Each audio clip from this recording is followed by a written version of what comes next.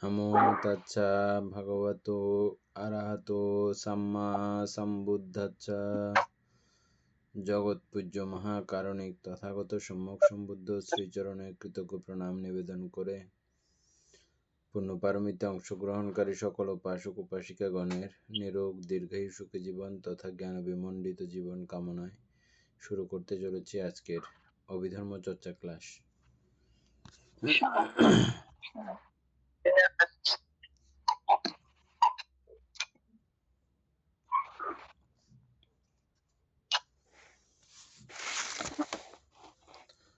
আমাদের page number কত ছিল?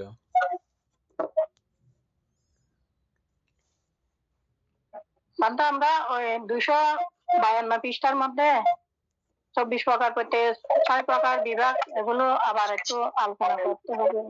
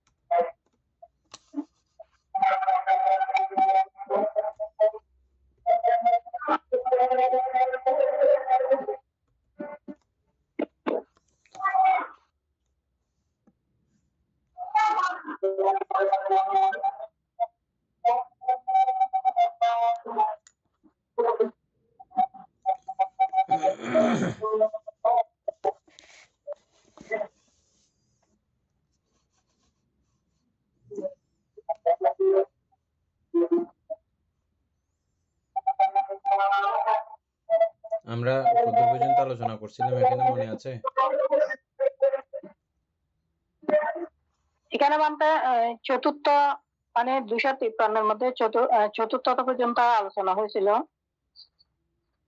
কিন্তু আবার একটু মানে প্রথম থেকে গেলে ভালো হবে। নামের সয়ে নামের 6 প্রকার প্রত্যয় ঠিক আছে।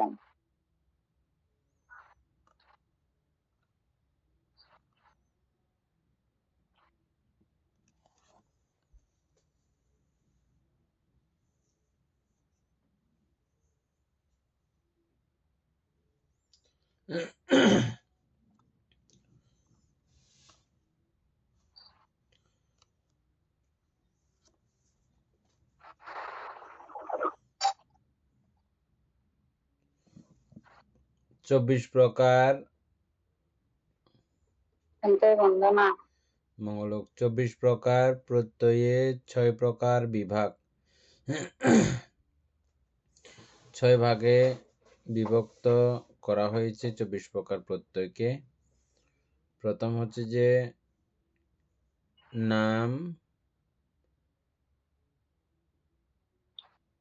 নাম তো আমরা চিনি, চৈতসিক আর কি।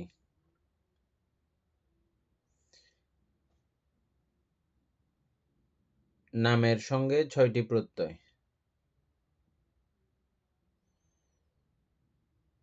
এটা আমরা কোন 6 প্রত্যয় নামের সঙ্গে আছে এগুলো আমরা জানব। নাম রূপের সঙ্গে পঞ্চবিধ নামরূপ এর সঙ্গে যৌথভাবে 5 প্রকারের প্রত্যয় থাকে, কাজ করে।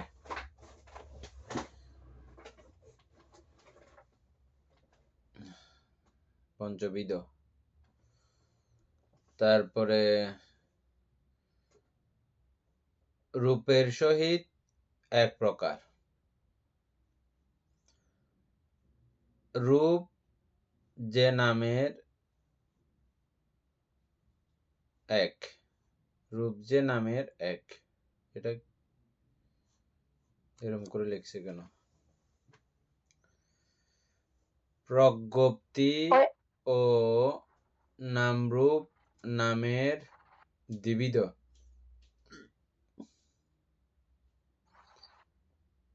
দয়ে দয়ে নববিধ।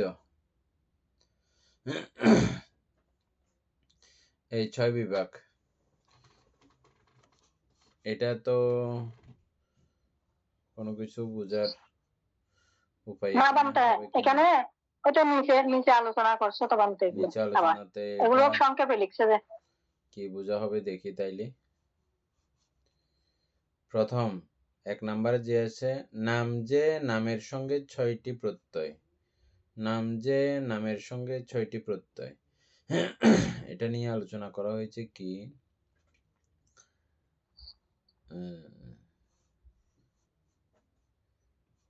চন্দনা বড়ুয়া প্রথমটা পড়েন সুন্দর করে আস্তে আস্তে।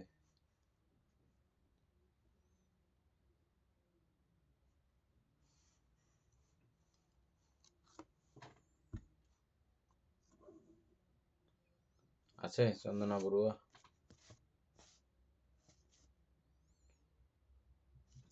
নেই। উপাসিকা পড়েন।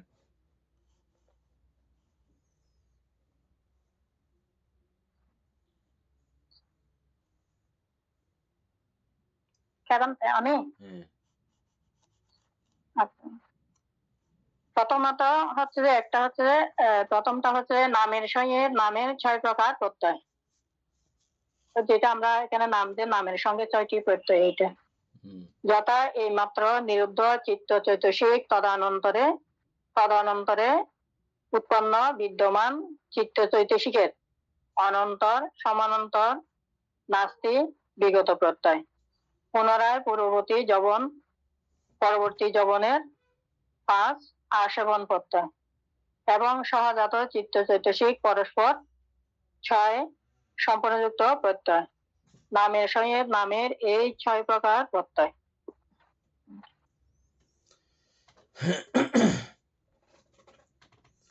দীপেন বাবু বুঝছেন তো না?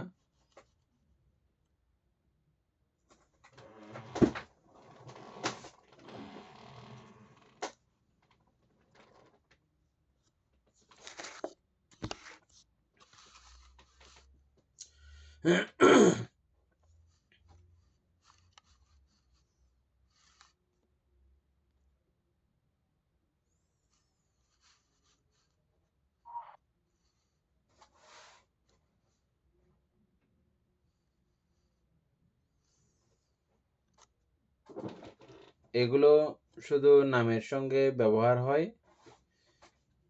এরকম, যেমন অনন্তর প্রত্যয়, এটা রূপের সঙ্গে কোনো কার্যক্রম করতে পারবে না।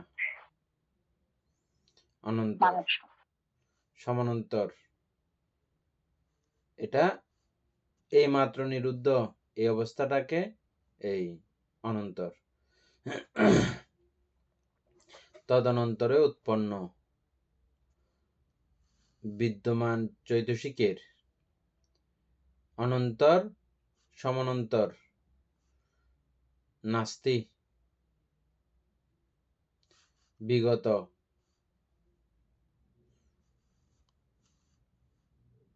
পুনরায় পরবর্তী যবনের আশাবন প্রত্যয়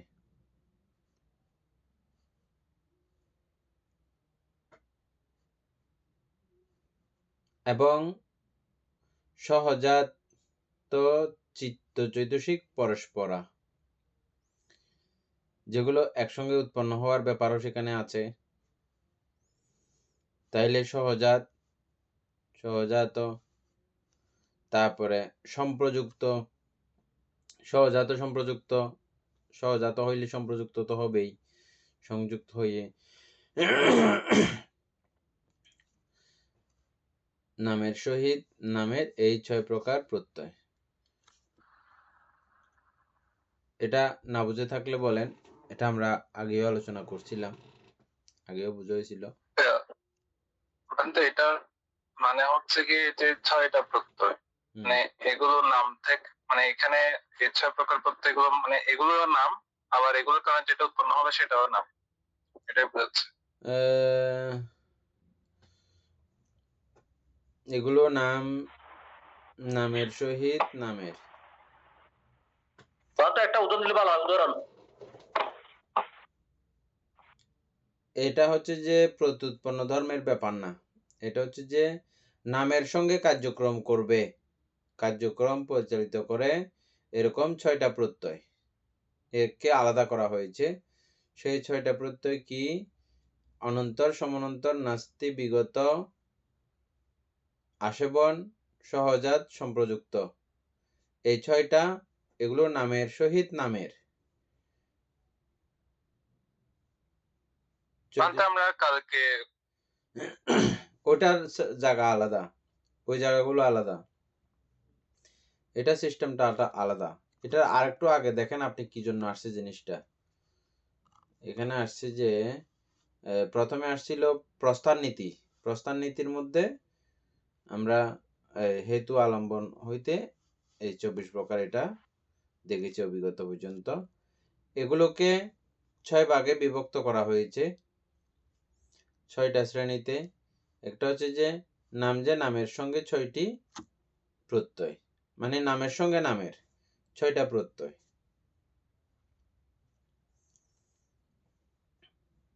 তারপরে রূপের সঙ্গে 5টা প্রত্যয়। এই রূপের সঙ্গেটা পড়লে, এখন এটা কেন নামের সঙ্গে হয়েছে পুরাটা একবার পড়লে আপনার এই প্রথমটা একবার জানা হবে। হ্যাঁ, এখন দ্বিতীয়টা দেখেন। 1 নম্বরে আর কোনো কিছু না জানা থাকলে এটা একটু জেনে নেন।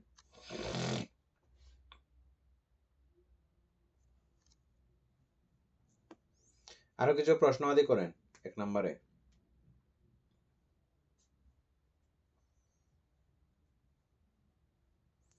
একটা উদাহরণ কিরকম হবে, উদাহরণ একটা উদাহরণ দিলে ভালো করে পরিষ্কার হবে। নাম তো চিনেন না পুতুল বাবু? এই নামের সঙ্গে কার্যক্রম পরিচালনা করে এরকম 6টা প্রত্যয়কে এখানে দেখানো হয়েছে। এগুলো শুধু নামের সঙ্গে নামের। যেমন অনন্তর, এটা নামের সঙ্গে রূপের না, নামের সঙ্গে নামের। সমান্তর, এটাও নামের সঙ্গে নামের। নাস্তি, এটাও নামের সঙ্গে নামের। বিগত, নামের সঙ্গে নামের। এগুলো আমরা কিন্তু এখন কিছুক্ষণ আগে আমরা পড়ে, প্রত্যেকটা সম্পর্কে আমাদের একটা ধারণা ইতিমধ্যে হয়েছে না? তারপরে আশেবন, আশেবনও নামের সঙ্গে নামের। তারপরে সহজাত, তাও নামের সঙ্গে নামের। হ্যাঁ, তারপরে সম্প্রযুক্ত, এটাও নামের সঙ্গে নামের। সহজাতটা আবার নামের উপরেও আছে, এটা আমরা পরে জানতেছি একটু। এই একটা জায়গা সম্পর্কে একটু ধারণা কি হয়েছে এখন? 6টা পুরো কমপ্লিট হইলে আমার মনে হয় এই 1 নাম্বারটা আরো পুরো বিস্তারিত ভাবে আরো জানা যাবে। আমরা আগে 6টা পড়তে চেষ্টা করি। হ্যাঁ, বলেন। যে গত কয়েকটা ক্লাসে আমরা যে প্রত্যয়ের সংখ্যা তত্ত্ব নাকি কি বলছিলাম, এখানে বিভিন্ন চিত্রগুলো কোন চিত্র কোন প্রত্যয়ের মধ্যে পড়তেছে, কোন জ্যোতিষী কোন প্রত্যয়ের মধ্যে পড়তেছে, আমরা এরকম একটা দেখছিলাম, পাইছিলাম। তো সেই অনুযায়ী আমার মনে হয় ওই ক্ষেত্রে ওই চিত্র জ্যোতিষী গুলোই নামের মধ্যে পড়তেছে, এবং মানে সেই দৃষ্টিকোণ থেকে আমি এটা আমি যেটা বলছিলাম আর কি, আমি সেটা চিন্তা করে বলছিলাম। হ্যাঁ, ওইভাবে আর কি। তারপরে উপাসিকা 2 নাম্বার।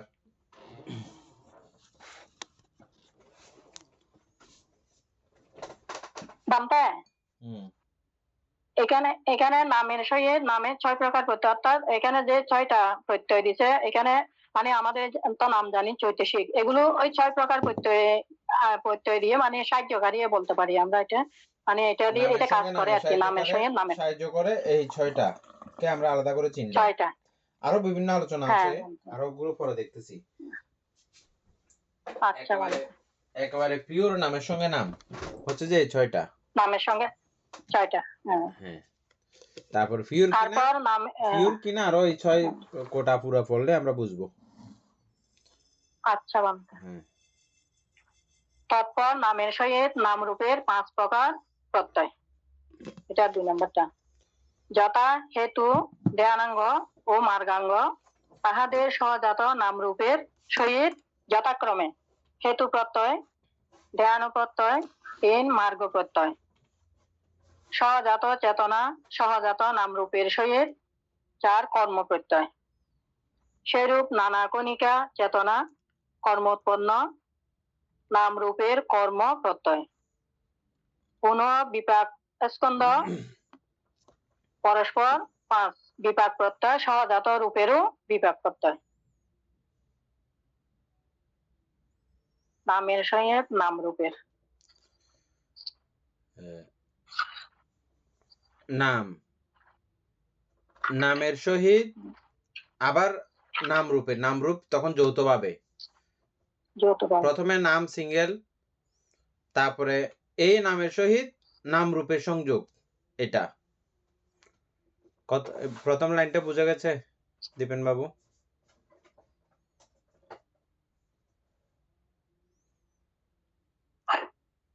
মানে আমরা পড়তে যাচ্ছি যে কি, মূলত নামের সহিত নাম রূপের 5 প্রকার প্রত্যয়।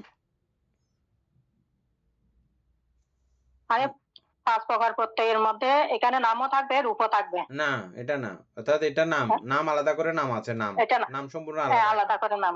হ্যাঁ, এই নামের সঙ্গে আবার এদিকে নাম রূপ দুইটা সংযুক্ত হইয়া আছে, যে এই দুইটা সংযুক্ত। নামের সঙ্গে নাম রূপের সংযুক্তি। এখন সংযুক্তিতে এই 5 প্রকার প্রত্যয় আছে এরকম। এটা আমরা জানবো কি কি আছে, কিভাবে আছে। ঠিক একইভাবে উপরের 6টা কি আপনারা বুঝতে পেরেছেন? আমরা যে উপরে 6টা অনন্তরের সমান্তরের, আর এটা বুঝতে সোজা হবে ওগুলো মনে রাখলে মাত্র। আমরা যে পড়ে আসছি এর আলোচনাগুলো, অনন্ত সমান্তর আলোচনা পড়ে আসছি না? হ্যাঁ, এগুলো মনে থাকলে মনে থাকবে। মানে নাম হলে বাংলাদেশের বেদনা সংস্কার বিজ্ঞান এর শের প্রকার সহিত ওই রূপ সহ 5 প্রকারের সংযুক্ত বাকি বেদনা, এরকম নাকি? বেদনা সংজ্ঞা সংস্কার বিজ্ঞান, এটা নাম। তারপর ওই রূপটা যুক্ত লাগবে। আর পঞ্চস্কন্ধ পুরা এদিকে আছে, নাম রূপ একসঙ্গে থাকলে তখন পঞ্চস্কন্ধ। তাহলে নামের সহিত ওই পঞ্চস্কন্ধের পুরো নাম রূপের, নামের সঙ্গে নাম রূপের সংযুক্তিতে 5 প্রকার প্রত্যয়। এখন ওই নাম রূপটা উৎপন্ন হচ্ছে। হ্যাঁ, আবার উৎপন্ন হবে। এই তো নাম রূপ, এখানে নাম রূপের ব্যাপার না, অর্থাৎ এখানে ব্যাপার হচ্ছে যে এই নামের সঙ্গে নাম রূপের 5 প্রকার প্রত্যয়ের কার্যক্রম ঘটে। আর প্রত্যয়ের কার্যক্রম ঘটলে তো নাম রূপই উৎপন্ন করে, আর কি উৎপন্ন করবে? প্রত্যয়ের কাজ কি? ও সাহায্য কিসের জন্য সাহায্য করে? নাম রূপ উৎপত্তিতে সাহায্য করে। আর কি কাজ করবে? ওদের আর কোনো কাজ নাই।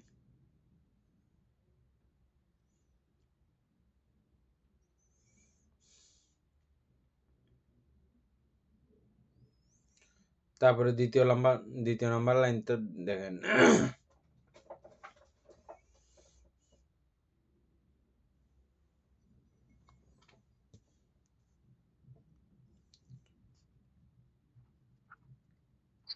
দ্বিতীয় নাম্বার হচ্ছে যে যথা হেতু ধ্যানাঙ্গ ও মার্গাঙ্গ তাহাদের সহজাত নাম রূপের সহিত যথাক্রমে। এই তিনটার হেতু ধ্যানাঙ্গ মার্গাঙ্গ তাহাদের সহজাত নাম রূপের সহিত যথাক্রমে হেতু প্রত্যয়, ধ্যান প্রত্যয়, মার্গ প্রত্যয়। তারপর হচ্ছে সহজাত চেতনা সহজাত নাম রূপের সহিত কর্ম প্রত্যয়। সেরূপ নানা কণিকা চেতনা কর্মোৎপন্ন নাম রূপের কর্ম প্রত্যয়। পুনঃ বিপাক স্কন্ধ পরস্পর বিপাক প্রত্যয় সহজাত রূপেরও বিপাক প্রত্যয়। দীপেন বাবু আলোচনা করেন তো দ্বিতীয় লাইনটা। এখানে যেটা বলছে যথা হেতু ধ্যানাঙ্গ মার্গাঙ্গ, এই হেতু ধ্যানাঙ্গ মার্গাঙ্গ এগুলো নামের মধ্যে পড়তেছে। যেহেতু আমরা জানি হেতু হচ্ছে গিয়ে রূপদেশ, মহাবলপ্রদেশ, ধ্যানাঙ্গ আমরা 5 প্রকার ধ্যানাঙ্গ চিনেছি, মার্গাঙ্গ আমরা চিনেছি 12 প্রকার। তো এগুলো সবগুলোই নামের মধ্যে পড়তেছে।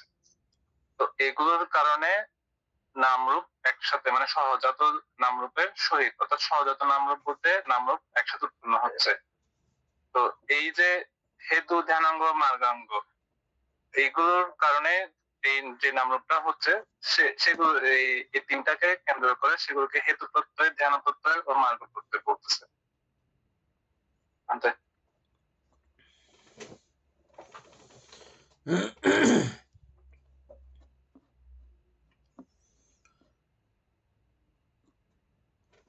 হেতু, ধ্যানাঙ্গ ও মার্গাঙ্গ তাহাদের সহজাত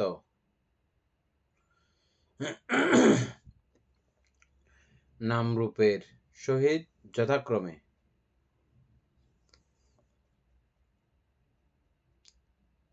হেতু প্রত্যয়, ধ্যান প্রত্যয়, মার্গ প্রত্যয়।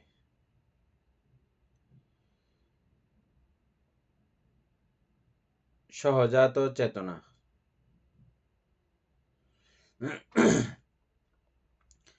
সহজাত নামরূপের সহিত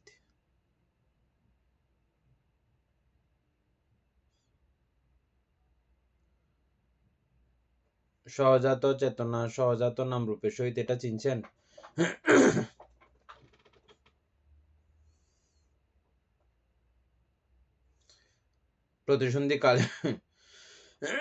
প্রতিসন্ধিকালীনের কথা।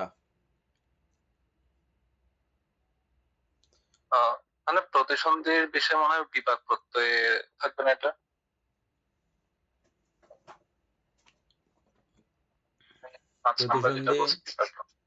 প্রতিসন্ধি বিপাক প্রত্যয়ও আছে।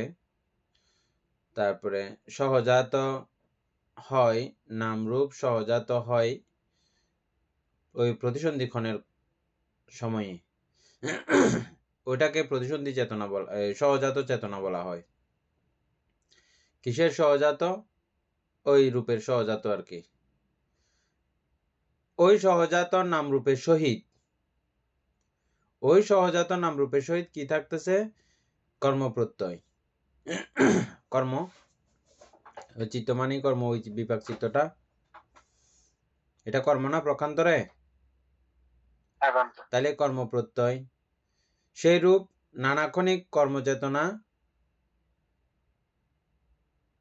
কর্ম উৎপন্ন নামরূপের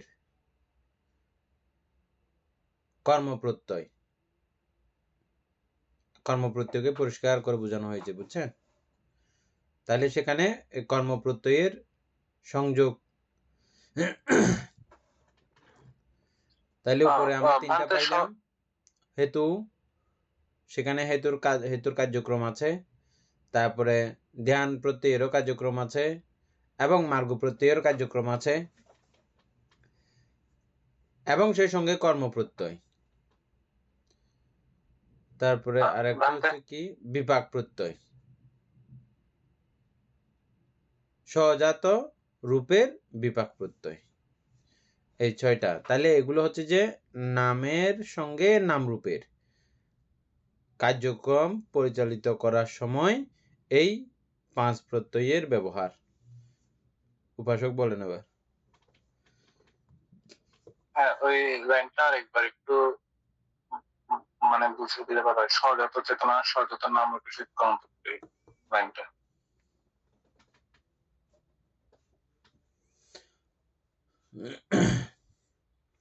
সহজাত চেতনা, সহজাত চেতনা মানে কি?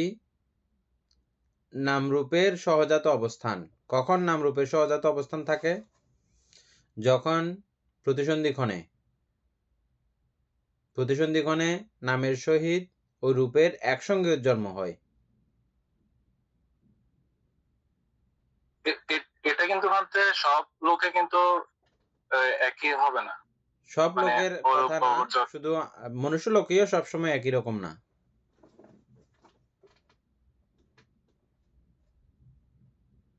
না, মনুষ্য লোকে সবসময় একই রকম হবে। অন্যান্য লোকের মধ্যেও আরো আছে। অরূপ লোকের বেলায় ভিন্নতা, অরূপ লোকের বেলায় সেখানে তো রূপ নাই। রূপলোক যত আছে, মনুষ্যলোক সহ রূপীয় যত আছে, সবগুলোর বেলায় বিষয়টা একই। তখন নামরূপ সহজাত।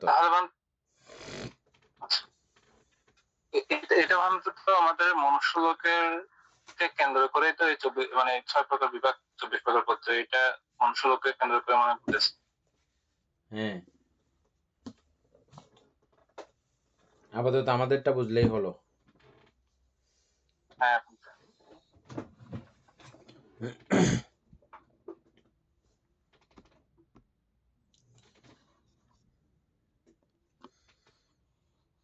তাহলে এই জায়গাটাকেই সহজাত চেতনা, সহজাত নামরূপের সহিত, এটা বুঝছেন? সহজাত চেতনা, সহজাত নামরূপের সহিত।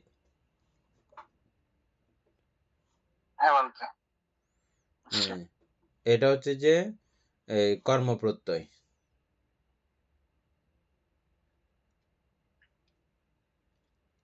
বলতে এটা সহজাত চেতনা বলতে এখানে প্রতিসন্ধি গণে সহজাত নাম রূপের সহিত এরকম হবে আর কি বলতে না?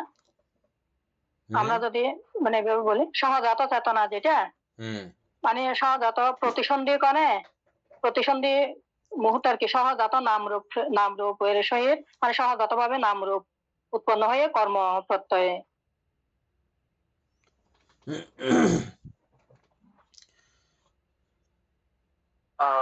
হেতু প্রত্যয়, ধ্যান প্রত্যয়, মার্গ প্রত্যয়, সহজাত চেতনা, সহজাত নামরূপের সহিত।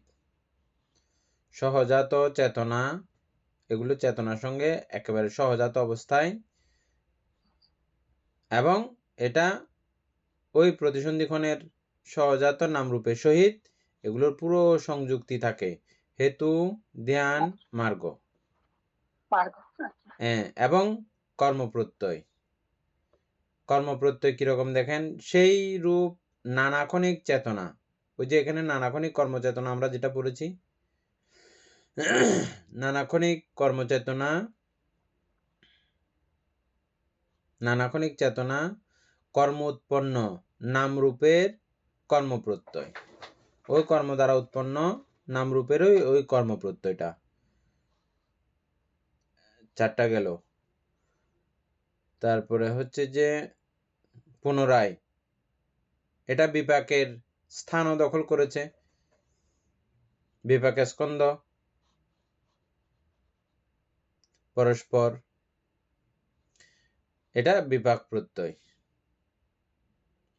সহজাত রূপের বিপাক প্রত্যয়।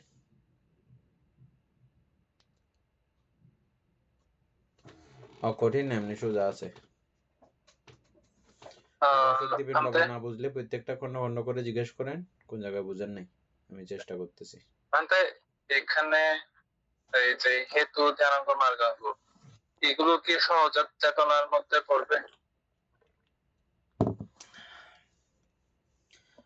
হেতু, ধ্যানাঙ্গ, মার্গাঙ্গ, ওই যে চেতনাটা, ওই যে চিত্ত পুনরায় এখানে নামরূপের সংযুক্তি ঘটাচ্ছে, ওখানে একসঙ্গে সহযোগে করে আসছে না? আসার সময় চ্যুতি চিত্তক্ষণের মধ্যে ও নিয়ে আসছে না, এগুলো হেতুগুলো নিয়ে আসছে না? এবং ওখানে এই ধ্যান প্রত্যয়ের ব্যাপার আছে না? ধ্যান প্রত্যয় কি? আমরা ধ্যান প্রত্যয় কাকে বলতেছি? 7 প্রকার ধ্যানাঙ্গ পড়ছিলাম না আমরা? হ্যাঁ, ওটা না, পঞ্চম ধ্যানাঙ্গ ওটা না, ওটা শুধু কুশলীয়। হ্যাঁ, ওই বিতর্ক, বিচার, প্রীতি, একাগ্রতা, সমনস্য, দুমনস্য, উপেক্ষা, এগুলো হচ্ছে যে ধ্যান, 7 প্রকার ধ্যান। ওগুলোর মধ্যে এগুলো ওই সঙ্গে আছে, কিন্তু ওই চিত্তের সঙ্গে সহজাত হয়ে আছে নাকি নাই? আছে। তারপরে মার্গটা আছে না নাই? দ্বাদশ মার্গাঙ্গ আবৃত্তি করেন, আছে না নাই দেখবেন।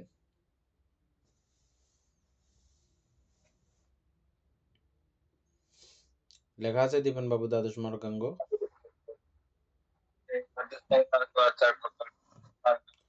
মিথ্যা দৃষ্টি, মিথ্যা সংকল্প, মিথ্যা বিরাম, মিথ্যা সমাধি, এই। আটটা পদ। তাহলে ওগুলোইও সংযুক্ত আছে কিনা নাই ওই চিত্তের সঙ্গে? যে চিত্ত এখন জন্মগ্রহণ হ্যাঁ, করার জন্য সহজাতভাবে আছে। প্রতিসন্ধি নেওয়ার জন্য যাচ্ছে, সেই চিত্তের সঙ্গে আছে কিনা নাই? আছে বন্ধু। তাইলে ওই চেতনা ওই নামরূপের সঙ্গে, নামরূপের সহিত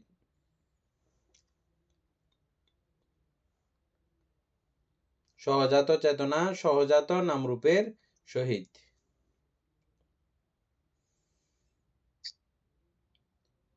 তারপরে কর্মটার কর্মপ্রত্যয়টা বুঝছেন পুরোটা? এইগুলো মানে একটা ভাগ হয়েছে, বুঝি নাই?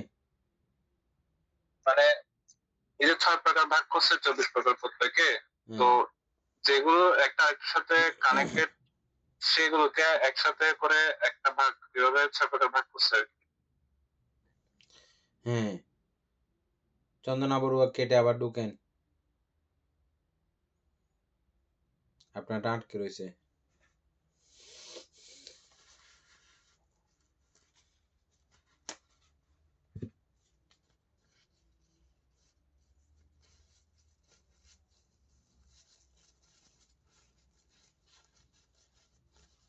তাহলে 2 নাম্বার বোঝা হলো মোটামুটি।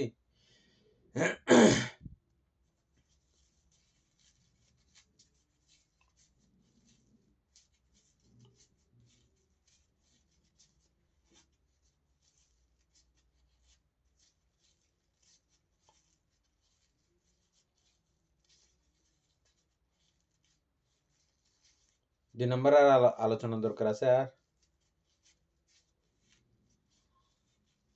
বুঝা গেছে?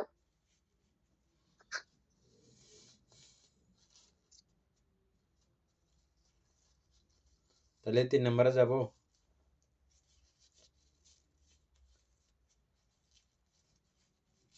এবং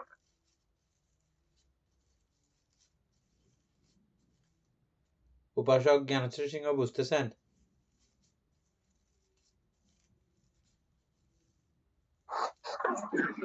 মানতে বুঝতেছি, মানে এত ক্লিয়ার ভাবে বুঝতেছি না মানতে, মানে একটু উপরে উপর বুঝে আর কি। যেটা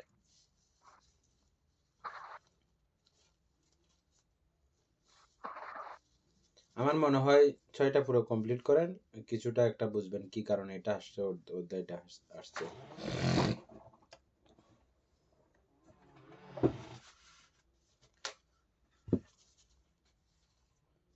তারপরে উপাসিকা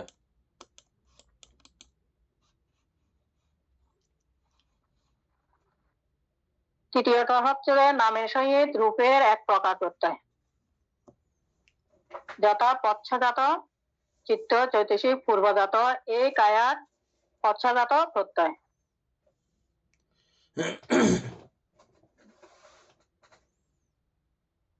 নামের সহিত রূপের। রূপের রূপের এটা হচ্ছে পশ্চাজাত প্রত্যয়।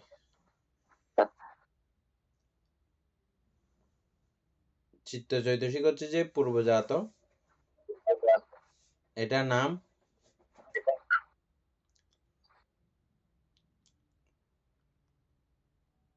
এই কায়ার পশ্চাৎজাত প্রত্যয়।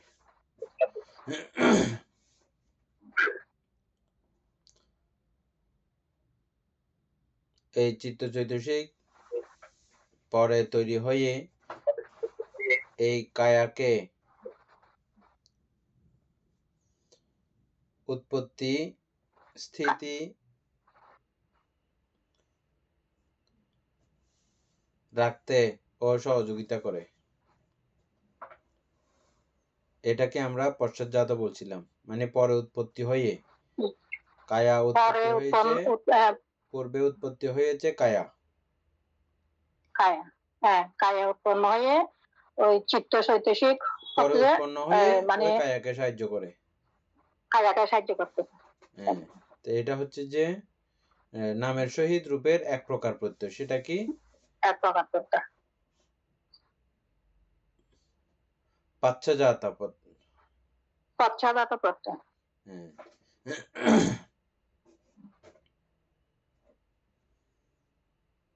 দীপেন বাবু না বুঝলে বলেন।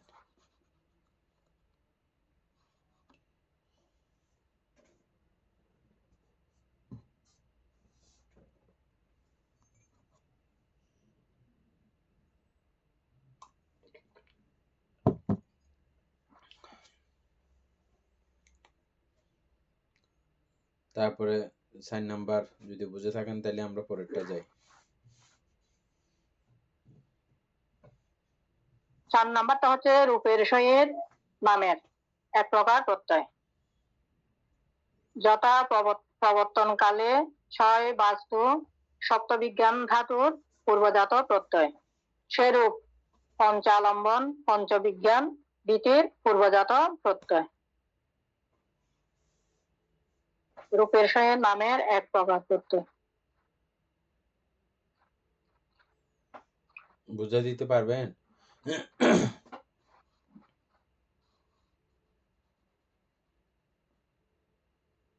রূপের সহিত নামের এক প্রকার প্রত্যয় যথা প্রবর্তনকালে, যেমন এখানে পূর্বজাত বলছে, পূর্বজাত মানে আগে আগে উৎপন্ন হয়েছে, উৎপন্ন হওয়ার পরে আগে উৎপন্ন হয়ে পরে উৎপন্ন নাম নাম অথবা চিত্ত চৈতসিককে সাহায্য করতেছে, সেরকম।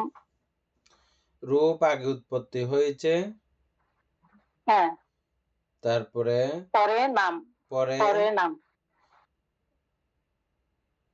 আগে উৎপত্তি হয়ে এ পরবর্তীতে নাম হওয়ার জন্য কি করতেছে? সাহায্য করতেছে। যেমন সাহায্য করতেছে। যেমন প্রবর্তনকালে 6 বাস্তু সপ্তবিজ্ঞান ধাতুর পূর্বজাত প্রত্যয়। এভাবে রূপের সহিত নামের এক প্রকার প্রত্যয়, সেটা পূর্বজাত।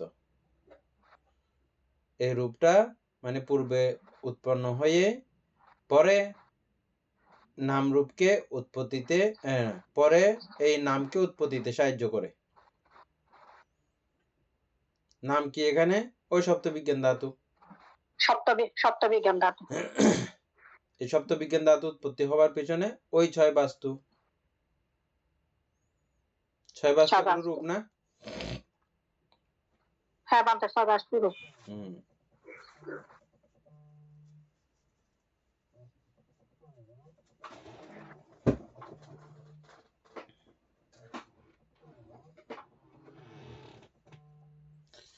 ঠিক আছে। সপ্তবিজ্ঞান ধাতু ভুলে গেছি, সপ্তবিজ্ঞান একটু বলেন না। উপাসিকার সপ্তবিজ্ঞান ধাতুগুলো আবৃত্তি করেন। সপ্তবিজ্ঞান ধাতু হচ্ছে যে দ্বিপঞ্চবিজ্ঞান মিলে 10টার মধ্যে মিলে আমরা 5টা ধরছি। দ্বিপঞ্চবিজ্ঞান কুশল ও কুশলে 5টা ধরছি। আর পঞ্চদ্বারাবর্তন সম্প্রতীচ্য কুশল ও কুশলে পঞ্চদ্বারাবর্তন 1, তারপর সম্প্রতীচ্য 2, দুইটা মিলে 3টা মিলে একটা ধরছি, 6টা। আর মনোধাতু বিজ্ঞান, মনোবিজ্ঞান ধাতু একটা, মোট 7টা। ও 76টা মনোবিজ্ঞান ধাতু আছে না, ওগুলো মিলে একটা। বুঝছি। মানে সপ্তবিজ্ঞান ধাতু বলতে যাবতীয় সব চিত্তের কার্যক্রম সব এক জায়গায় চলে আসবে। এগুলোকে একসঙ্গে বললে সপ্তবিজ্ঞান ধাতু। এগুলো লিখে রাখিয়েন উপাসক। আরেকজন নতুন উপাসক আপনি যুক্ত করেছেন, এটা আর আসতেছে না।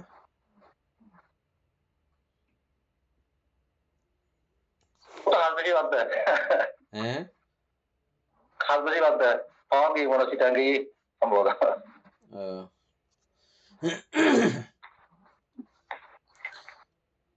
তারপরে না এখানে প্রবর্তনকালে 6 বাস্তু 6 বিজ্ঞান ধাতুর পূর্বজাত ভিতর ছয় বিজ্ঞান ধাতুটা মানে আগে উৎপন্ন, এটা তো পরে উৎপন্ন হয়েছে।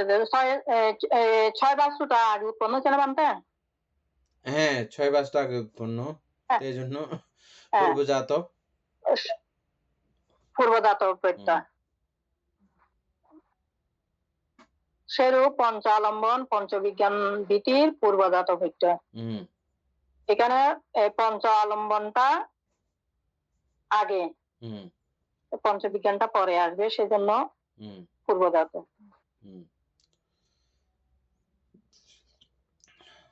পঞ্চ আলম্বন গুলো পূর্বজাত না? আলম্বন যেগুলো আমরা যে আলম্বনের কার্যক্রম, পঞ্চ আলম্বন পূর্বে, তারপর পঞ্চবিজ্ঞানটা পরে পরে আসবে। বাস্তব দিকেও দেখলাম আমরা, আলম্বনের দিকেও দেখলাম। বাহ্যিক আলম্বন। বাহ্যিক আলম্বন। হ্যাঁ দীপেন বাবু বলেন। বলছিলাম যে এই যে 3 নম্বর আর 4 নম্বর যেটা পড়ছে, সেখানে নাম রূপকে সাহায্য করতেছে, রূপ নামকে সাহায্য করতেছে, অর্থাৎ একটা আরেকটা সাহায্য মানে সাহায্য করতেছে করার সময়ে। সেই ক্ষেত্রে এই প্রত্যয় কোন কোন প্রত্যয় ওখানে কাজ করতেছে, এটাই মানে এখানকার এই চ্যাপ্টারের কাজ।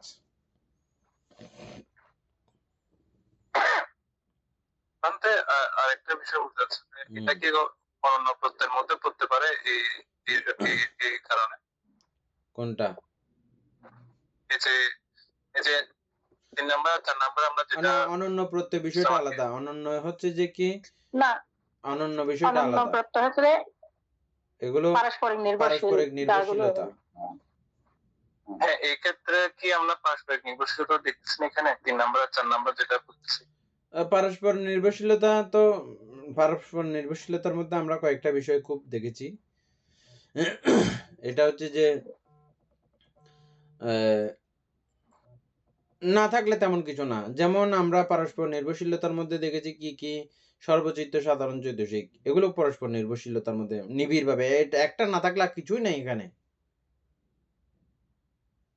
একটা না থাকলে আর কিছুই নাই।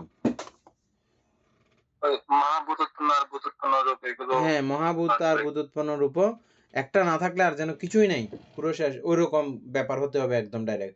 আর এটা উৎপন্ন না হলে আপনার কি সমস্যা আছে? এটা এই পরিবেশ না পাইলে অন্য জায়গায় পরিবেশ পাবে, না পাইলে কি সমস্যা, বুঝছেন না? হলেও হতে পারে, না হলেও না হতে পারে।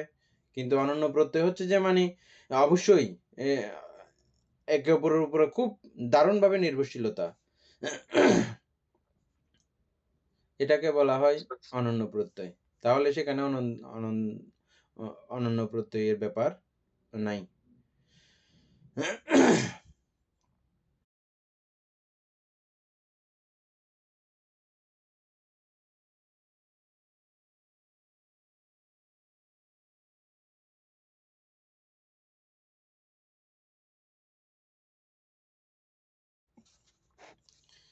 তাইলে আমরা 5 নম্বরে যাবো যে এখন, না পঞ্চমত।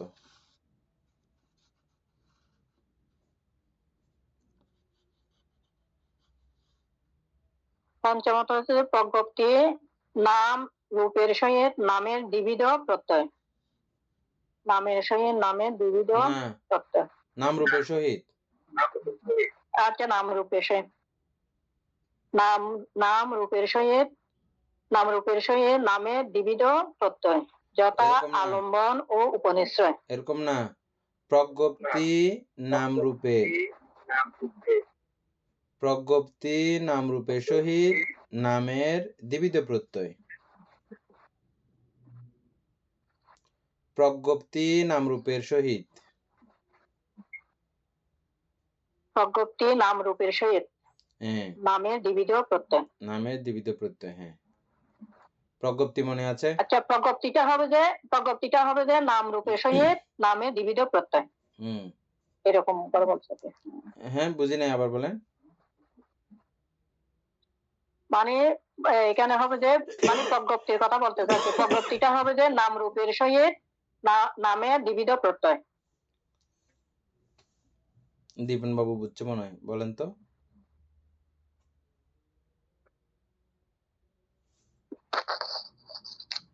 অর্থাৎ বলতে আমি যেটা শেষ করছি যে প্রকৃতি, নাম, রূপ, এগুলো এগুলো নামের মাধ্যমে হচ্ছে এরকম হচ্ছে আর কি বলতে হয়।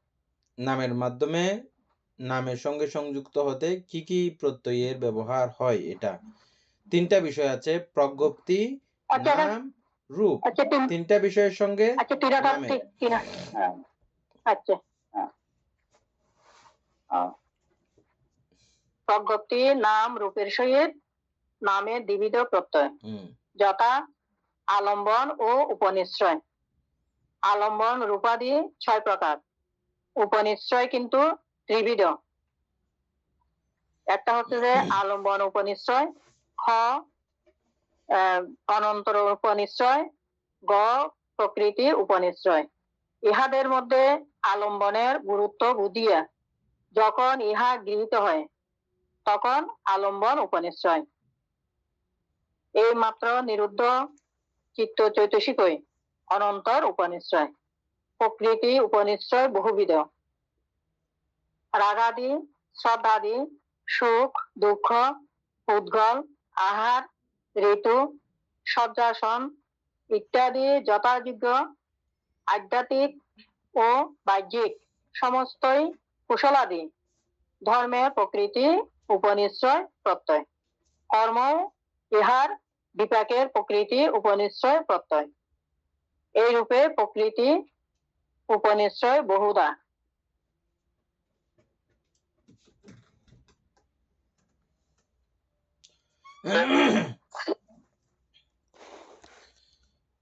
এখানে প্রকৃতি কি নাম রূপ থেকে আলাদা জিনিস না? প্রজ্ঞপ্তি তাহলে আবৃত্তি করতে হবে আর কি, উপাসিকা প্রজ্ঞপ্তি আবৃত্তি করে।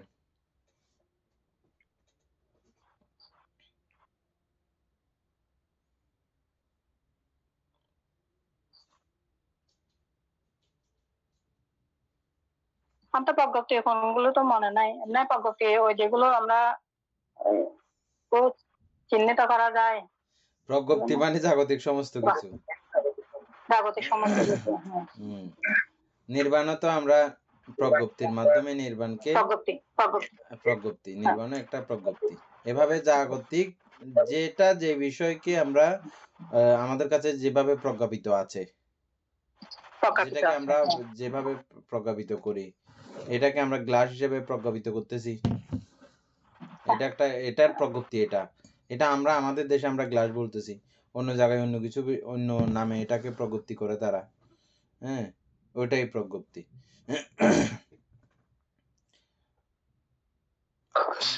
আমাদের দেশে আমরা মানুষ বলি, অন্য দেশে অন্য কিছু ভাবে এটাকে প্রজ্ঞাপিত করে, ওটাই প্রজ্ঞপ্তি। বুঝি নাই। হ্যাঁ, সংজ্ঞায়ও বলা যায়, সংজ্ঞার অন্তর্গত ওই জাতীয় আর কি। আরো যেমন বলতে আমরা পানিকে পানি বলি, অন্য জায়গায় জল বলে, অন্য জায়গায় আবার ওয়াটার বলে, সেরকম মানে প্রজ্ঞপ্তি করা, প্রজ্ঞাপিত করা। এখানে সংজ্ঞার বিষয়টা এরকম না যে যখন আমার কোন একটা ইন্দ্রিয় দ্বারা কোন একটা আলম্বন এসে উপস্থিত হয়েছে, তো সেই কোন ইন্দ্রিয় দ্বারা কোন আলম্বন উপস্থিত হয়েছে সেটা জানতে পারা কি সংজ্ঞার মতো বলতেছে নাকি বিজ্ঞানের মতো বলতেছে? আবার বলেন তো। মানে আমার কোন একটা ইন্দ্রিয় দ্বারা কোন একটা আলম্বন উপস্থিত হয়েছে বা গ্রহণ করছে কোন একটা আলম্বন, তো এখন মানে আলম্বনটা কি, মানে এই আলম্বনটা কি এটা সম্পর্কে জানা, এটা সংজ্ঞা, এবং কোন দ্বারে কোন আলম্বন উপস্থিত হয়েছে বা গ্রহণ করছে সেটা হচ্ছে বিজ্ঞান। সংজ্ঞা অটোমেটিক আছে, সর্বচিত্ত সাধারণ চৈতসিকের অংশ যেহেতু সংজ্ঞা তো অটোমেটিকই আছে। হ্যাঁ, তবে এটার আকৃতি প্রকাশ পাওয়া আছে, ঠিক আছে, কিন্তু ওর পুরোপুরি আকৃতি প্রকাশ পাওয়ার জন্য ওরকম একটা পরিবেশ লাগে। ওই পরিবেশটা হইলে তখন আমরা সংজ্ঞার প্রকাশ হয়েছে এরকম আমরা বলি। আর বিজ্ঞান সম্পর্কে আমরা একটা আলোচনা করেছিলাম, যেমন প্রথমে দেখার কার্য সম্পাদিত হওয়ার পরপরেই ও সঙ্গে সঙ্গে পাঠিয়ে দিচ্ছে কোথায়, অতীত ভাবাঙ্গের মধ্যে। আমরা শুধু এটাকে অতীত ভাবাঙ্গ বলে জানতেছি, কিন্তু ওটাও বিজ্ঞান, কিন্তু অতীত ভাবাঙ্গ বিজ্ঞান। কেন বিজ্ঞান বলেন? কারণ ওখানে সর্বচিত্ত সাধারণ চৈতসিকের যৌথ সমন্বিত একটি অবস্থা কিন্তু তখনও আছে। একদম ফার্স্ট টাইম যখন ছিল তখনও ছিল, তবে খুবই সুপ্ত আকার, যেটার মাধ্যমে আমি কি দেখেছি এখনো বোঝার কোনো উপায় অবস্থা নাই। এবং এর পরবর্তীতে যখন অতীত ভাবাঙ্গ হলো তখনও উপায় নাই, চলন যখন হলো তখনও উপায় নাই, উপচেত হয়ে আবার যখন দ্বারাবর্তন করে চক্ষু দ্বারে আবার আসলো, কি হয়েছে রে দেখি তো, যখন দেখতে আসছে, ও এটা চোখের মধ্য দিয়ে আসছে, চোখের ঘটনাই ঘটছে, যে এটা দেখার কার্য সম্পাদিত হয়েছে। এই দেখার কার্য সম্পাদিত হয়েছে এই পর্যন্ত জানা, এটাকে আমরা চক্ষু বিজ্ঞান বা একদম মানে মূল বিজ্ঞানটা আমরা ওখান থেকেই বলা শুরু করি। সেখানেও সে জানে না কি দেখেছে কি না দেখেছে, তাতেও তার এটা জানার বিষয় না, সরাসরি যে হবে হোক আন্দাজ করে সে ঢুকতে দেয়, রিসিভ করা, সম্প্রতীচ্য বলি এটাকে আমরা, এটাকে। তারপরে এর পরবর্তীতে কি রে জিনিসটা একটু যাচাই বাছাই করা, সন্তিরণ বলতেছি ওটাকে।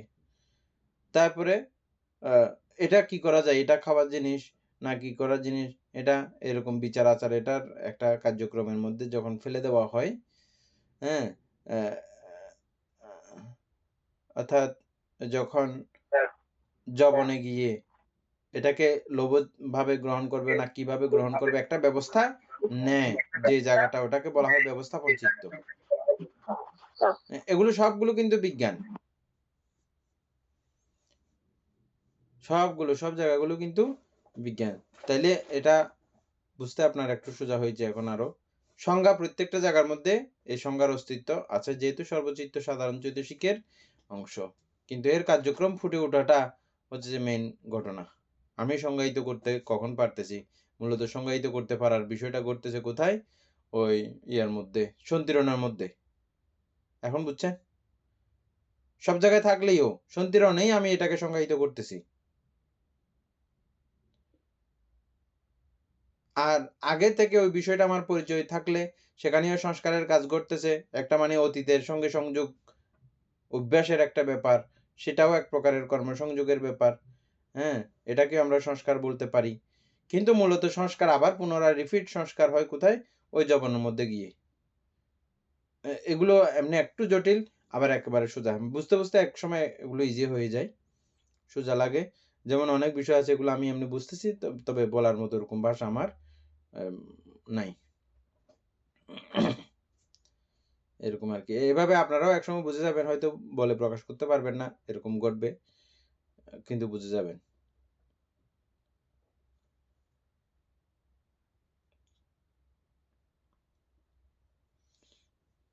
তারপরে কি থেকে গেলাম যে আমরা ওখানে,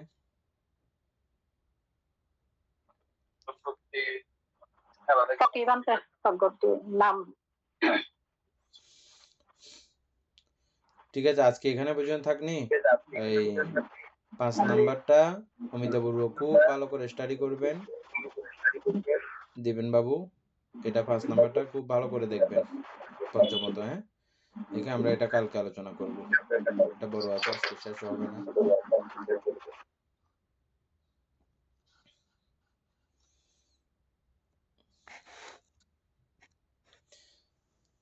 সদ্ধর্মপ্রাণ প্রিয় উপাসক উপাসিকা বৃন্দ, এতক্ষণ যাবত আমরা অভিধর্ম চর্চা করেছি, এতে আমাদের অপ্রমেয় পুণ্য সাধিত হয়েছে। এই পুণ্য রাশি অনন্ত চক্রবাসী সত্যগণকে দান করছি, গুরুভান্তিদেবকে দান করছি, মাতা পিতাগণকে দান করছি, এবং এই পুণ্যের কাছে আমরা প্রত্যেকেই প্রার্থনা করব নির্বাণ লাভ অবধি অসৎ ব্যক্তি মূর্খ ব্যক্তি পাপমিত্যের সংসর্গ লাভ না করে সদা সর্বদা জ্ঞানদর্শী কল্যাণ মিত্র সান্নিধ্যে সংসর্গ লাভ করতে সক্ষম হই, এরূপ সাধু কামনা পোষণ করে আজকের মতো ক্লাস এখানে সমাপ্ত করছি।